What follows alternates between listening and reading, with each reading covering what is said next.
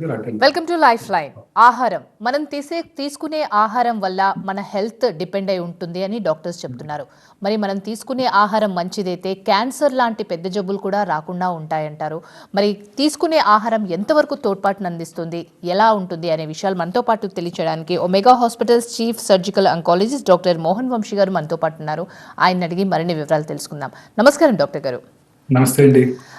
మనం తీసుకునే ఆహారం డైట్, ఇప్పుడు ఏ జబ్బుకైనా ఫస్ట్ మీరు ఎలాంటి డైట్ తీసుకుంటున్నారు అంటూ ఉంటారు డాక్టర్స్. సో డైట్ నిజంగా క్యాన్సర్ రాకుండా కూడా ఆపగలుగుతుందంటారా? డెఫినెట్ గా అండి. Diet plays the very major role in cancer రావడానికి. డైటే మోస్ట్ ఇంపార్టెంట్ అండి. ఈ లైఫ్ స్టైల్ చేంజెస్ వల్లే ఈ క్యాన్సర్స్ అన్నీ వస్తున్నాయండి. ముఖ్యంగా అందులో మోస్ట్ ఇంపార్టెంట్ డైట్. ఇంతకుముందు చాలా రెగ్యులర్గా ఫ్రూట్స్, వెజిటబుల్స్ ఎక్కువగా తీసుకునేవాళ్ళు. ఫ్రూట్స్లోనూ అన్ని రకాల ఫ్రూట్స్లో కూడా అనేక రకాలైన యాంటీ ఆక్సిడెంట్స్ ఉంటాయి.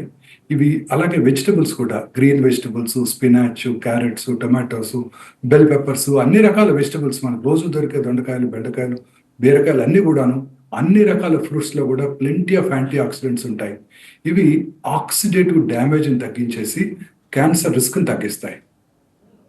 అలాగే ఫైబర్ రిచ్ ఫుడ్స్, అంటే మనం ఇప్పుడంతా కూడా పాలిష్ రైస్ తింటున్నాము, వైట్ రైస్ తింటున్నాము, అలాగే మైదాతో చేసిన ఫుడ్ ఐటమ్స్ తీసుకుంటున్నాము.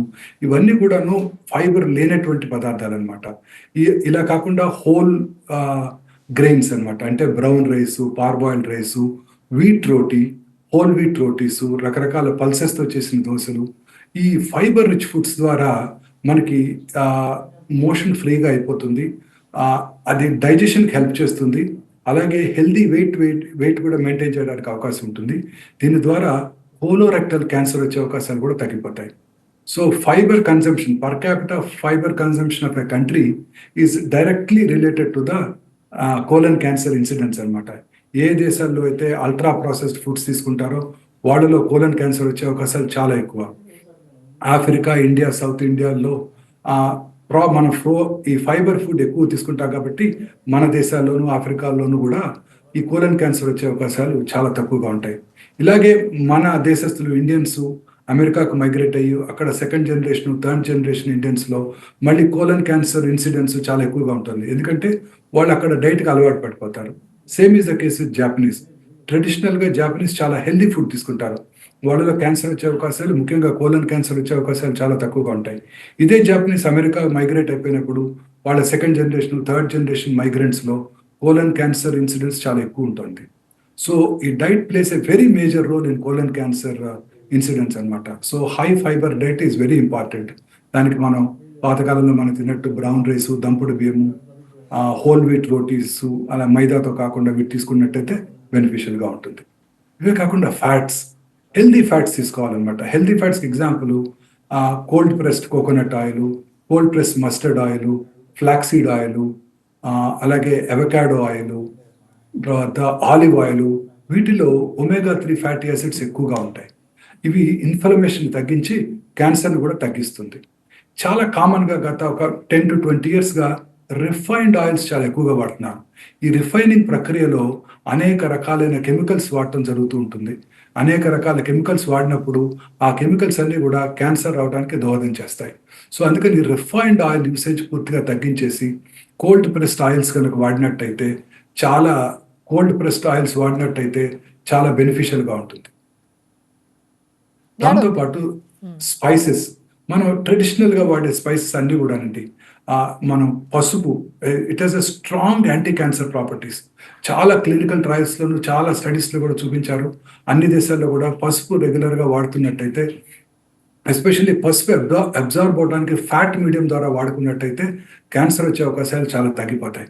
ఇవే కాకుండా మనం ఇంట్లో రోజు ఇంతకు ముందు కాలంలో వాడే అన్ని రకాల స్పైసెస్ అన్నీ కూడా, కాండిమెంట్స్ అన్నీ కూడాను, యాలకులు, దాల్చిన చెక్క, సినమన్, లవంగాయలు, జీలకర్ర, ఆవాలు, ఇవన్నీ కూడాను స్ట్రాంగ్, అల్లం స్ట్రాంగ్ యాంటీ క్యాన్సర్ ప్రాపర్టీస్ ఉన్నాయి వీటికి. ఇది ఇన్ఫ్లమేషన్ తగ్గిస్తుంది. It has antioxidants plenty ఉంటాయి, సినమంలో చాలా ఉంటాయి. ఇవన్నీ సెల్స్ నుంచి డ్యామేజ్ నుంచి అవ్వకుండా కాపాడుతుంటుంది అనమాట. తర్వాత రెడ్ మీట్స్, చాలా కామన్గా ఈ మధ్యకాలంలో రెడ్ మీట్స్ ఎక్కువ వాడుతున్నారు. ఈ రెడ్ మీట్స్ వాడే వాళ్ళలో క్యాన్సర్ వచ్చే అవకాశాలు ఎక్కువగా ఉంటాయి. ముఖ్యంగా ల్యాంబు, బీఫ్, ఇవి తినే వాళ్ళు క్యాన్సర్ వచ్చే అవకాశాలు ఎక్కువ ఉంటాయి. వీటి బదులు అలాగే రెడ్ మీట్‌తో పాటు చాలామంది ఇప్పుడు ప్రాసెస్డ్ మీట్స్ తీసుకుంటున్నారు. ఈ ప్రాసెస్డ్ మీట్ తీసుకునే వాళ్ళు కూడా ఈ క్యాన్సర్ వచ్చే అవకాశాలు ఎక్కువగా ఉంటాయి. వీటిని మనం plant based proteins, lean meats అంటే చికెను, వైట్ మీట్ అంటారు. ఫిష్, సీ ఫిష్ ముఖ్యంగా వీటిలో ఒమేగా 3 ఫ్యాటీ యాసిడ్స్ ఎక్కువగా ఉంటాయి. అలాగే పన్నీరు, టోఫు, అలాగే plant based proteins like lintels అంటే పెసలు, కందులు, బీన్స్, రాజ్మా, చోళే చెన్న ఇవన్నీ కూడాను మన గట్ మొబిలిటీని పెంచుతాయి. గట్ మైక్రోబియం అంటే గట్లో ఉండే బెనిఫిషియల్ బ్యాక్టీరియాని పెంచి, స్నేహపూర్వక బ్యాక్టీరియాని పెంచి తర్వాత మొటిలిటీ బాగుండి కోలన్ క్యాన్సర్ వచ్చే అవకాశాలను పూర్తిగా తగ్గించేస్తాయి. ఆక్సిడేటివ్ స్ట్రెస్ని కూడా తగ్గించి మిగతా క్యాన్సర్స్ కూడా రాకుండా చేస్తాయి. తర్వాత ట్రెడిషనల్గా మనం తీసుకునే ఇప్పుడు చాలా రకాల కూల్ డ్రింక్స్ ఈ మధ్యకాలంలో చాలా మంది తీసుకుంటున్నారు. చాలా పాపులర్ అయ్యాయి. ఇన్ఫాక్ట్ ఇండియాలో తీసుకున్నంత కూల్ డ్రింక్ కన్సంప్షన్ ప్రపంచంలో ఏ దేశంలోనూ లేదంట. ఈ కూల్ డ్రింక్స్ అన్నింటిలో కూడా అనేక రకాలైన పెస్టిసైడ్ అవశేషాలు. ప్రతి కూల్ డ్రింక్ తీసుకున్నప్పుడు ఆ మనిషి యొక్క జీవితకాలం 9 మినిట్స్ తగ్గిపోతుంది ఒక్కొక్క కూల్ డ్రింక్. సో ఈ కూల్ డ్రింక్ బదులు మన traditional drinks, butter milk, herbal tissue, coconut water, barley water, రాగి జావా తీసుకున్నట్టయితే మన బాడీ డీటాక్సిఫికేషన్కి ఉపయోగపడుతుంది. ఓవరాల్ హెల్త్ ఇంప్రూవ్ అవటానికి కూడా కాపాడుతుంది.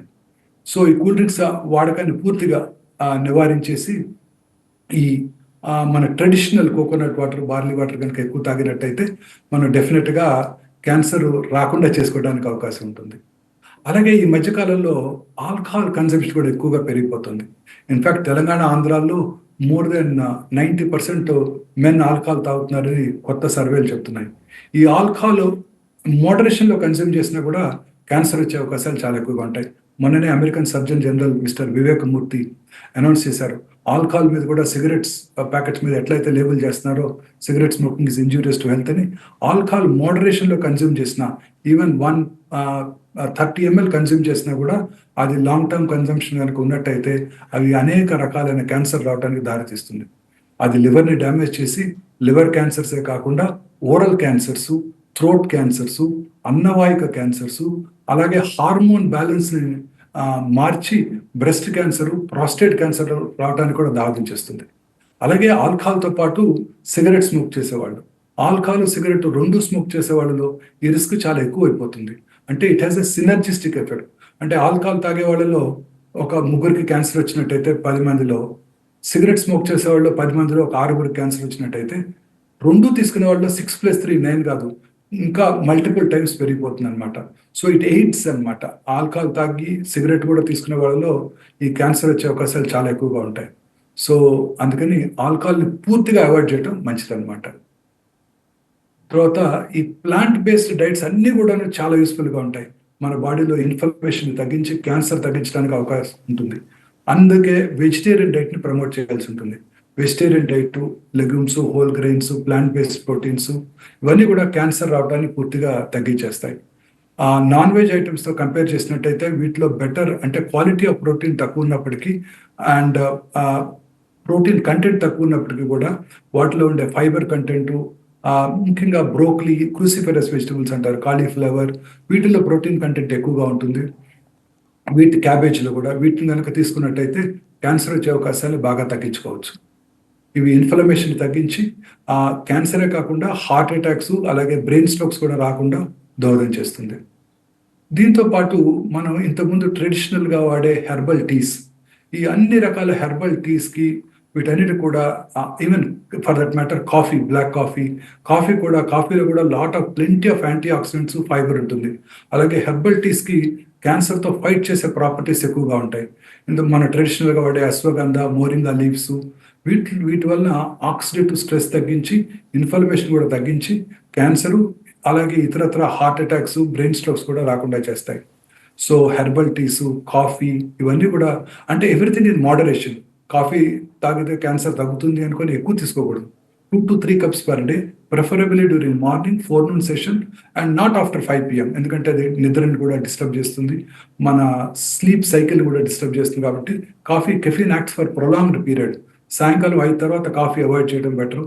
అలాగే టీ కూడా హెర్బల్ టీస్ కనుక తీసుకున్నట్టయితే ప్రిఫరబుల్లీ లూజ్ లీవ్స్తో టీ తయారు చేసుకోవటం. ఎందుకంటే చాలా రకాల టీ ప్యాకెట్స్లో కూడా ప్లాస్టిక్తోనూ, సెల్యులోస్తోనూ తయారు చేసిన వాటిలో micro nano particles of plastics టీలోకి వచ్చి మనలో ఇంజెస్ట్ చేసి రకరకాల క్యాన్సర్ దారితీస్తాయి. So biodegradable tea bags, paper tea బ్యాగ్స్తో కనుక ఈ హెర్బల్ టీస్ కనుక తీసుకున్నట్టయితే డెఫినెట్గా క్యాన్సర్ రాకుండా చేసుకోవడానికి అవకాశం ఉంటుంది. డాక్టర్ గారు ఇందాక ఎలాంటి ఫుడ్ తీసుకుంటే క్యాన్సర్ రాకుండా ఉంటుంది అనే విషయాలు చెప్పారు. కానీ ఈ మధ్య కాలంలో రెగ్యులర్గా మీరందరూ చెప్తున్న విషయం వైట్స్ని అవాయిడ్ చేయాలని. ముఖ్యంగా వైట్ షుగర్ తీసుకునే వాళ్ళకి క్యాన్సర్ వస్తుందా?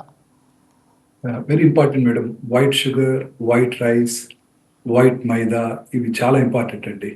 ఈ వైట్ షుగర్లో ఈ రిఫైన్డ్ షుగరు చాలా కామన్గా అందరూ వాడుతుంటారు. ఉదాహరణకి దీపావళి, సంక్రాంతి అందరూ ఈ స్వీట్సే తింటూ ఉంటారు, వాడుతూ ఉంటారు. ఆ స్వీట్స్ కూడా white flour, white refined flour, maida plus white sugar. Deadly combination అండి. ఇది మనకి ఈ ప్రాసెస్డ్ ఫుడ్స్, ఈ షుగరీ డ్రింక్స్, స్వీట్స్ ఇవన్నీ ఏం చేస్తాయంటే ఇమ్మీడియట్గా ఇన్సులిన్ లెవెల్ పెంచేస్తాయి బాడీలో. హై ఇన్సులిన్ లెవెల్స్ ఏం చేస్తాయంటే క్యాన్సర్ సెల్ గ్రోత్ని ప్రమోట్ చేస్తాయి. Especially breast and colon cancer. ఈ 2 రకాల క్యాన్సర్స్ కూడా ఈ షుగర్ తినే వాళ్ళలో ఎక్కువ వచ్చే అవకాశాలు ఉంటాయండి. సో అందుకని ఈ sugary items, especially white sugar, white మైదాతో చేసిన ఐటమ్స్ని మనం పూర్తిగా అవాయిడ్ చేయాలండి. దాని బదులు ఆల్టర్నేటివ్స్ నేను చెప్తాను. అలాగే షుగర్ ఏం చేస్తుందంటే ఇన్ఫ్లమేషన్, క్రానిక్ ఇన్ఫ్లమేషన్ కలిగిస్తుంది. ఇప్పుడు now it is widely known ఈ క్రానిక్ ఇన్ఫ్లమేషను కరోనరీ ఆర్టరీస్లో కానివ్వండి, బ్రెయిన్లో ఉండే స్మాల్ వెసల్స్లో కానివ్వండి, అలాగే సెల్ యొక్క ఇంటిగ్రిటీని కానీ, అంటే హెల్దీ సెల్స్ని డ్యామేజ్ చేసేస్తుంది ఇన్ఫ్లమేషన్. డ్యామేజ్ చేయడం ద్వారా కరోనరీ ఆర్టరీస్లో థ్రాంబోసిస్ రావడానికి అవకాశం ఉంటుంది, హార్ట్ అటాక్స్ రావడానికి అవకాశం ఉంటుంది, అలాగే బ్రెయిన్ స్ట్రోక్స్ రావడానికి అవకాశం ఉంటుంది, అలాగే క్యాన్సర్ రావడానికి కూడా అవకాశం ఉంటుంది. ఈ హై షుగరు, ఇన్ఫ్లమేషన్ ఏం చేస్తాయంటే సెల్లో ఉన్న డిఎన్ఏలో మ్యూటేషన్స్ కలిగించి క్యాన్సర్ సెల్ గ్రోత్ని పెంచేస్తుంది. తర్వాత ఈ షుగర్ ఎక్కువగా తీసుకునే వాళ్ళలో ఇన్సులిన్ స్పైక్స్ రావటమే కాకుండా ఇన్సులిన్ రెసిస్టెన్స్ కూడా వస్తుంది. ఇన్సులిన్ రెసిస్టెన్స్ అంటే మన బాడీ సెల్స్ ఆ ఇన్సులిన్కి రెస్పాండ్ అవ్వవు. అంటే మామూలుగా ఇన్సులిన్ పెరిగితే షుగర్ తగ్గిపోతుంది. షుగర్ ఎక్కువ తీసుకుంటే ఆటోమేటిక్గా ఇన్సులిన్ పెరిగి ఆ షుగర్ని తగ్గించేస్తుంది. ఇది బాడీలో ఉండే మెటబాలిక్ రెస్పాన్స్ అనమాట. ఈ ఇన్సులిన్ రెసిస్టెన్స్ డెవలప్ అవుతుంది షుగర్ ఎక్కువ తీసుకునే వాళ్ళలో. అందువల్ల ఇన్సులిన్కి సెల్స్ ప్రాపర్గా రెస్పాండ్ అవ్వవు. Insulin resistance increase risk of several cancers like pancreatic cancer, liver క్యాన్సర్స్తో అసోసియేట్ అయి ఉంది. సో హై షుగర్ తీసుకునే వాళ్ళలో ఈ pancreatic cancers, liver cell cancers కూడా ఈ ఇన్సులిన్ రెసిస్టెన్స్ వల్ల ఎక్కువ వస్తుంది అనమాట. ఈ ఎక్సెసివ్ షుగర్ తీసుకునే వాళ్ళలో ఒబేసిటీ, ఊబకాయం, వెయిట్ గెయిన్ వచ్చే అవకాశాలు కూడా ఎక్కువ ఉంటాయి. ఇవన్నీ కూడా ఊబకాయం అనేక రకాలైన క్యాన్సర్ రిస్క్ని పెంచేస్తుంది. ముఖ్యంగా గర్భసంచి బాడీలో వచ్చే endometrial cancer, ovarian cancer, breast cancer ఇవన్నీ కూడాను క్యాన్సర్ వచ్చే అవకాశాలు పెంచుతాయి అనమాట. ఇదేం చేస్తుందంటే ఈ ఊబకాయం అక్కడ ఈస్ట్రోజన్స్ తయారవుతాయి. ఆ ఈస్ట్రోజన్స్ ఈ రకరకాల cancers, breast cancer, endometrial cancer, ovarian cancer అవడానికి దోహదం చేస్తుంది.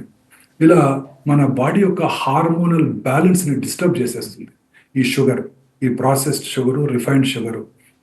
సో ఈస్ట్రోజన్ మెటబాలిజంని డిస్టర్బ్ చేస్తుంది, అట్లాగే ఇన్సులిన్ మెటబాలిజం కూడా డిస్టర్బ్ చేస్తుంది.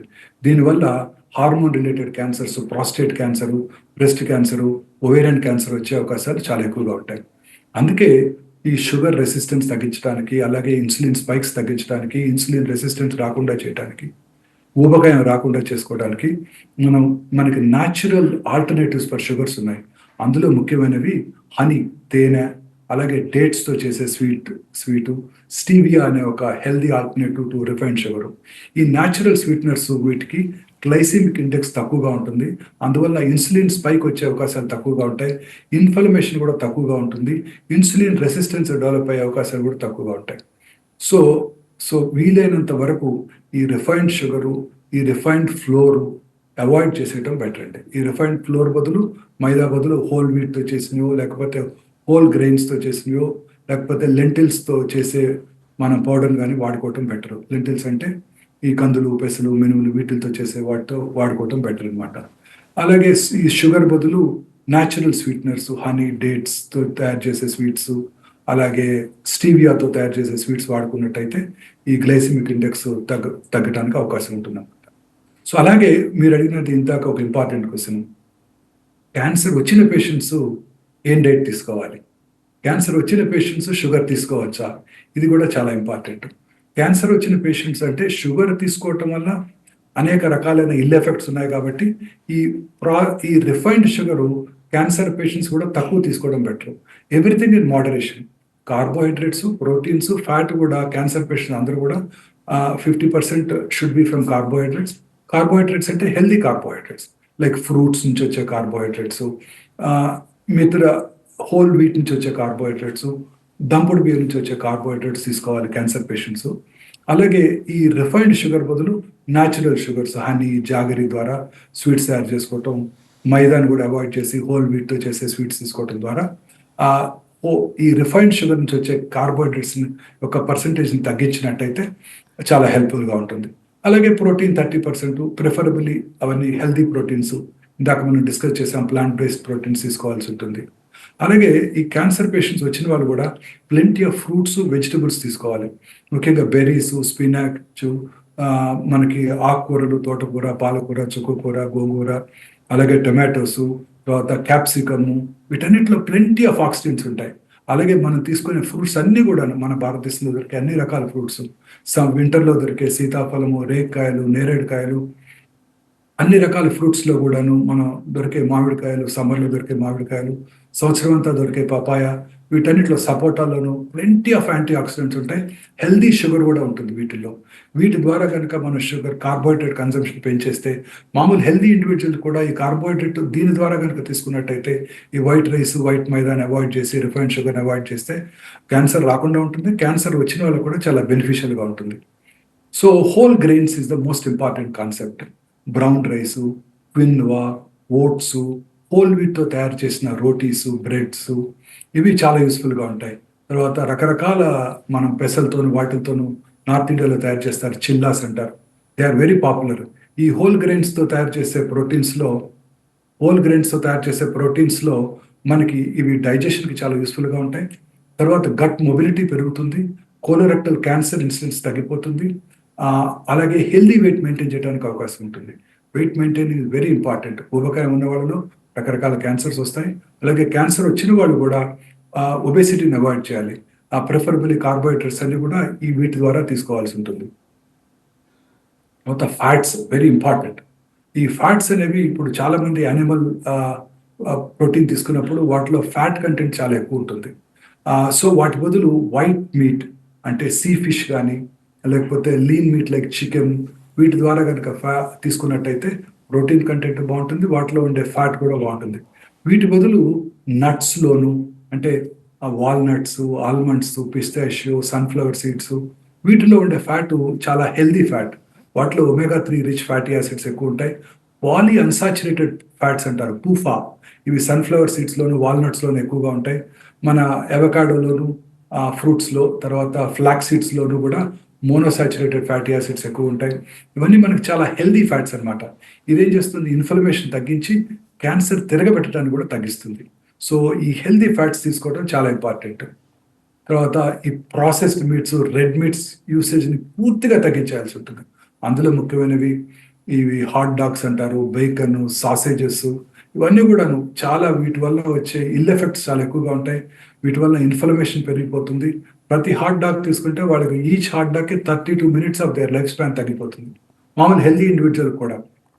అలాగే క్యాన్సర్ పేషెంట్స్ కూడా ఈ రకమైన రెడ్ మీట్స్ అన్నిటిని పూర్తిగా అవాయిడ్ చేసేసి మనకి ఈ ప్రాసెస్డ్ మీట్స్ని పూర్తిగా అవాయిడ్ చేసేసి, ఎందుకంటే ఈ ప్రాసెస్ మీట్స్లో వచ్చే inflammation, cell damage, DNA damage, free radical formation, ఇవన్నీ కూడా సెల్లో మ్యూటేషన్స్కి దారితీసి స్టమక్ క్యాన్సర్, ప్యాంక్రియాటిక్ క్యాన్సర్ రావడానికి దోహదం చేస్తుంది. వీటి బదులు ప్లాంట్ బేస్డ్ ప్రోటీన్స్, మన తృణధాన్యాలు, కందులు, పెసలు, మినుములు, అలాగే తోఫు, ఇవి చాలా బీన్స్, రాజ్మా, చోలే, చెన్న, కిడ్నీ బీన్స్ అంటాం, ఇవన్నీ కూడా చాలా యూస్ఫుల్గా ఉంటాయి. తర్వాత షుగర్, ఆఫ్ కోర్స్ రిఫైన్డ్ షుగర్స్ని పూర్తిగా మనం అవాయిడ్ చేసేయాల్సి ఉంటుంది. దీనివల్ల అనేక రకాల బ్రెస్ట్ క్యాన్సర్, లివర్ క్యాన్సర్స్ వీటికి దారితీస్తుంది. తర్వాత లాట్ ఆఫ్ ఫైబర్ కంటెంట్ ఉన్న ఫుడ్స్ తీసుకోవాలి. Again whole meat, whole grains, legumes అంటే బీన్స్, చిక్కుడుకాయలు, మన తీసుకునే అన్ని రకాల నట్స్, సన్ఫ్లవర్ సీడ్స్, వాల్నట్స్, బాదం, పిస్తాషియో, తర్వాత రకరకాల seeds, flax seeds, sunflower seeds, vegetables, వీటన్నిటిలో కూడా ఫైబర్ ఎక్కువగా ఉంటుంది. ఇవేం చేస్తాయంటే క్యాన్సర్ రావటాన్ని తగ్గించడమే కాకుండా ఓవరాల్ డైజెషన్ ఇంప్రూవ్ చేసి కొన్ని రకాల క్యాన్సర్స్ తిరగబెట్టకుండా కూడా చేస్తుంది. ఇన్ఫ్లమేషన్ తగ్గిస్తుంది, ఆక్సిడేటివ్ స్ట్రెస్ని తగ్గిస్తుంది. తద్వారా క్యాన్సర్ రికరెన్స్ని కూడా తగ్గించే అవకాశాలు ఉంటాయి.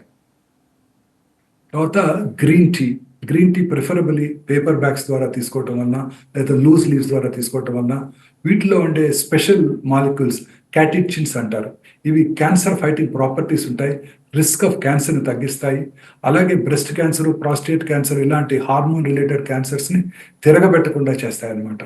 సో గ్రీన్ టీ సరైన మోతాదులో గ్రీన్ టీ, బ్లాక్ కాఫీ కనుక రెగ్యులర్గా తీసుకున్నట్టయితే in moderation, everything in moderation 2 to 3 cups of doctor గారు కాఫీ తీసుకున్నట్టయితే డెఫినెట్గా క్యాన్సర్ వచ్చిన వాళ్ళు కూడా చాలా బెనిఫిషియల్గా ఉంటుంది. ఆఫీస్ లో ఉండే వాళ్ళు గ్రీన్ టీ అనగానే గ్రీన్ టీ బ్యాగ్స్ తీసుకుంటూ ఉంటారు. అది ఎంతవరకు బెటర్ అంటారు? ఎలా తీసుకోవాలి అసలు గ్రీన్ టీ? అది గ్రీన్ టీ బ్యాగ్స్ కూడా పేపర్ బ్యాగ్స్, బయోడిగ్రేడబుల్ బ్యాగ్స్ తో కనుక చేసినట్టయితే చాలా బెనిఫిషియల్ గా ఉంటుంది మేడం. ఇంతకు ముందు వాడే బ్యాగ్స్ అన్ని కూడాను కొన్ని రకాల నైలాన్ తోను, ప్లాస్టిక్స్ తోను చేసే బ్యాగ్స్. వాటిలో ఉండే millions and billions of micro nano particles of plastic particles మన గట్ ద్వారా బ్లడ్లోకి వెళ్ళి అనేక రకాలైన క్యాన్సర్కి దారితీస్తాయి. సో ప్రిఫరబుల్లీ లూజ్ లీవ్స్తో కానీ లేదా బయోడిగ్రేడబుల్ మెటీరియల్ పేపర్తో చేసే టీ బ్యాగ్స్ ద్వారా గ్రీన్ టీ కనుక తీసుకున్నట్టయితే సరైన మొత్తం 2 to 3 cups of green tea కనుక తీసుకుంటే చాలా హెల్దీగా ఉంటుంది. కార్డమమ్ టీ, గ్రీన్ టీ ఇవన్నీ కూడా చాలా హెల్దీ టీస్. తర్వాత హైడ్రేషన్ ఈజ్ వెరీ ఇంపార్టెంట్ అండి, ఎస్పెషల్లీ క్యాన్సర్ పేషెంట్. ఇది ఏం చేస్తుందంటే బాడీని డీటాక్సిఫై చేస్తుంది, హెల్దీ సెల్ ఫంక్షన్ మెయింటైన్ చేస్తుంది, అలాగే క్యాన్సర్ రిస్క్ని తగ్గిస్తుంది అనమాట. అండ్ ఒబేసిటీ రావటాన్ని కూడా తగ్గిస్తుంది hydration. So plenty of water, especially during day time, especially tropical countries మనలాంటి భారతదేశంలో, సౌత్ ఇండియాలో హీట్ ఎక్కువగా ఉంటుంది. ఈవెన్ వింటర్లో కూడా ఆఫ్టర్నూన్ 30-32 degrees వస్తుంది ఈ మధ్యకాలంలో కూడా. సో వీళ్ళందరూ కూడా హైడ్రేషన్ బాగా తీసుకున్నట్టయితే సెల్ ఫంక్షన్ ప్రాపర్గా మెయింటైన్ చేయడానికి అవకాశం ఉంటుందండి. Right. So thank you so much doctor గారు. డైట్ ఎంత ఇంపార్టెంటో, ఎంత పెద్ద జబ్బులనైనా డైట్ ద్వారా కంట్రోల్ చేయొచ్చు, రాకుండా కూడా చూసుకోవచ్చు అని చాలా చక్కగా ఎక్స్ప్లెయిన్ చేశారు. Thank you so much doctor గారు. ఇది ఇవాల్టి లైఫ్ లైన్. చూస్తూనే ఉండండి TV9.